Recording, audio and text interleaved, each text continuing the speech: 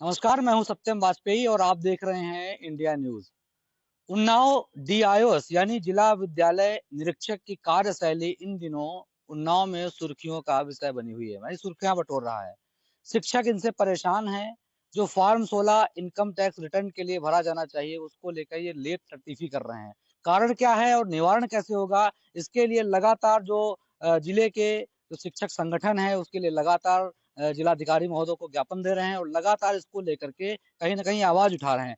मेरे साथ वही शिक्षक संगठन है, वो शिक्षक हैं, उनसे बात कर लेते हैं आखिर क्या समस्याएं आ रही हैं, किस तरीके से इनको फॉर्म 16 के चलते परेशानियां झेलनी पड़ रही हैं और इसमें ये जो डीआईओस है इनकी इन्वॉल्वेशन कैसे है। सर, क्या नाम है आपका? चंद्र प्रकाश शुक्ला चुन्ना। सर, डीआईओस की कार्यशैली इस समय जो है सुर्खियों में है। जी। फॉर्म 16 को लेकर के क्या समस्याएं आ रही हैं? देखिए, फॉर्म 16 हमारे इनकम टैक्स रिटर्न का एक आधार होता है और जिसके द्वारा हमारा इनकम टैक्स कैसा है, कितना हमें देना है, कितनी कटौती होनी है, ये सब स्पष्ट होता है। लेकिन विगत 3 सालों से यहाँ पर फॉर्म 16 की स्थिति ये है कि अभी तक, जबकि ये फॉर्म 16 हम लोगों को अप्रैल तक मिल जाने चाहिए, और निःशुल्क मिलना चाहिए। निःशुल्क मिलना चाहिए, लेकिन शुल्क के साथ भी आज तक अभी पूर्ण रूप से फॉर्म 16 उपलब्ध नहीं कराए क्या जा शुल्क सके। की भी वसूली की जा रही है फॉर्म 16 देने के लिए? जी हाँ, ऐसा सुनने में आया, कई जगह पर ये आया कि 200 रुपए, 300 रुपए, 400 रुपए तक की शुल्क की मांग की जाती है और ये कहा जाता है कि चूंकि ये प्राइवेट सीए से ये सब कराया जा रहा है, इसलिए उनको शुल्क देना आवश्यक होता है। तो विद्यालय यहाँ कार्यालय में ऐसा कोई बजट न होने के कारण हमें आप लोगों से लेना पड़ेगा। जबकि शासन का आदेश है, डायरेक्टर का सीधा-सीधा आदेश है, पत्र है कि फॉर्म 16 में किसी भी प्रकार का शुल्क नहीं लिया जाएगा।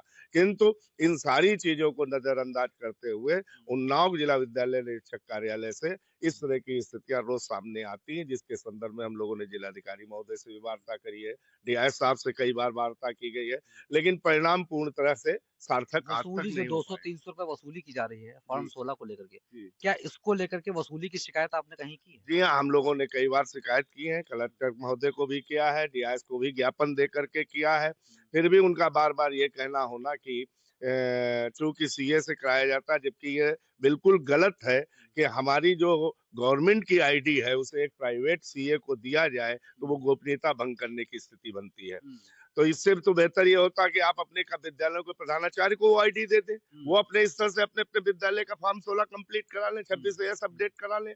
लेकिन नहीं, विद्यालय के प्रधानाचार्यों को न दे करके एक नितांत व्यक्तिगत पार्टी को ये आईडी दिया जाना भी कतई उचित नहीं प्रतीत 26 होता। एएस क्या है? 26 एस ये इनकम टैक्स का अपडेशन होता है, जो ऑनलाइन अपडेट किया जाता है, उसी के आधार पर फॉर्म 16 हमारे जो है निर्गत किए जाते हैं। फॉर्म 16 जब सर नहीं मिलता है, तो किस तरह की दिक्कत आती है अध्यापकों को फॉर्म 16 फॉर्म अगर नहीं 16 जैसे कि हमको कहीं होम लोन लेना है या फिर हमको कहीं और किसी तरह की आवश्यकता मतलब लगाना है किसी डॉक्यूमेंट के रूप में, बहुत जगह लगता है। तो वहाँ यदि फॉर्म 16 नहीं है तो वो सुविधाएं हमको प्राप्त नहीं हो पाती है। तो ये एक बहुत बड़ी दिक्कत है फॉर्म 16 प्राप्त ना कभी होने कभी का। क्या ऐसा हुआ है कि 200-300 रुपए के चक्कर में किसी को फॉर्म 16 न मिला हो 3-4 साल तक? हाँ, ऐसा भी है, 2-3 साल हो गए हैं, खुद यहाँ इस विद्यालय में भी काफ़ी लोग ऐसे हैं जिनको नहीं मिला है। अधिकतम लोग ऐसे हैं जिनको नहीं प्राप्त हुआ है फॉर्म 16 इसी पैसा ना देने के कारण। तो अगर फॉर्म 16 सर नहीं मिलता है, तो उसके बाद क्या दिक्कतें आती है? अध्यापकों को क्या समस्याओं का सामना करना सर पड़ता है? हम लोगों को तो लोन लेना पड़ता है, तो हुँ, लोन लेने में बहुत दिक्कत होती है हुँ, और बिना फॉर्म 16 के लोन मंजूर नहीं होता है।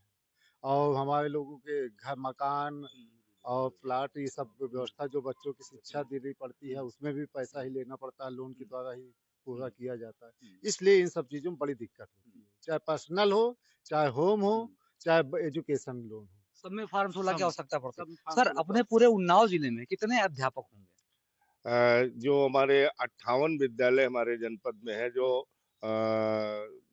मान्यता प्राप्त विद्यालय हैं, जो ग्रांटीनेट विद्यालय हैं और इसके साथ-साथ गवर्नमेंट के विद्यालय भी हैं। तो गवर्नमेंट विद्यालयों में इस तरह की विशेष समस्या नहीं आती, क्योंकि वहाँ सीधे-सीधे काम हो जाता है। लेकिन जो हमारे ग्रांटीनेट वाले विद्यालय हैं, इनके सामने ये समस्या होती है और लगभग ग्रांटीनेट के इस वक़्त उन्नाव जनपद में जो शिक्षक होंगे, वो करीब-करीब 2000 के आस-पास हैं।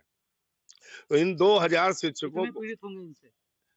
मैं समझता हूँ कि लगभग पीड़ित तो सभी होंगे, लेकिन किसी ने अपने स्तर से किसी तरह, यहाँ तक कि कई बार तो ऐसा हुआ पैसा भी ले लिया गया और फॉर्म 16 फर्जी पकड़ा दिया गया। जो कि उनका है ही नहीं। किसी और का फार्म 16 नाम डाल दिया गया किसी और का। बाद में जब उसको देखा गया तो पता लगा कि वो फार्म 16 सही है ही नहीं। गत वर्ष हमने आमरण अनशन किया था और इसी फार्म 16 को लेकर के किया था। तो उसमें क्या हुआ कि उन्होंने 3 बजे आकर के कहा कि फार्म 16 आपके सबके कंप्लीट हो गए, आप अनशन तोड़ दीजिए। अनशन तोड़वा दिया गया, फार्म 16 भी बांटे गए, लेकिन बाद में जब उन फार्म 16 को देखा गया, सारे के सारे फर्जी फार्म 16 थे। ऐसी स्थितियों में इससे स्पष्ट होता है कि जिला विद्यालय निरीक्षक कार्यालय में भ्रष्टाचार का बोलबाला है, सभी आंखें बंद किए हुए हैं और शिक्षकों का उत्पीड़न क्या अपील है शासन से और जिला प्रशासन से? शासन और जिला प्रशासन से यही हमारी अपील है शिक्षकों की ओर से कि शिक्षकों की इन समस्याओं पर दृष्टिपात करें और ऐसी भ्रष्टतम व्यवस्थाओं से हम सब लोगों को निजात दिलाने का काम करें। तो देखा आपने, ये समस्या उन्नाव के करीब 2000 शिक्षकों से जुड़ी हुई है। जिस समस्या पे किसी का ध्यान नहीं जा रहा, लेकिन समस्या कहीं ना कहीं बड़ी है, इनकी रोजी रोटी से जुड़ी हुई है। तो जो फार्म 16 है उसको लेकर के उन्नाव में डीआईओ कार्यालय में जो भ्रष्टाचार है लगातार उसको जो किया जा रहा है और यहाँ पर वसूली लगातार जारी है। उन्नाव से इंडिया न्यूज के लिए सत्यम वाजपेयी।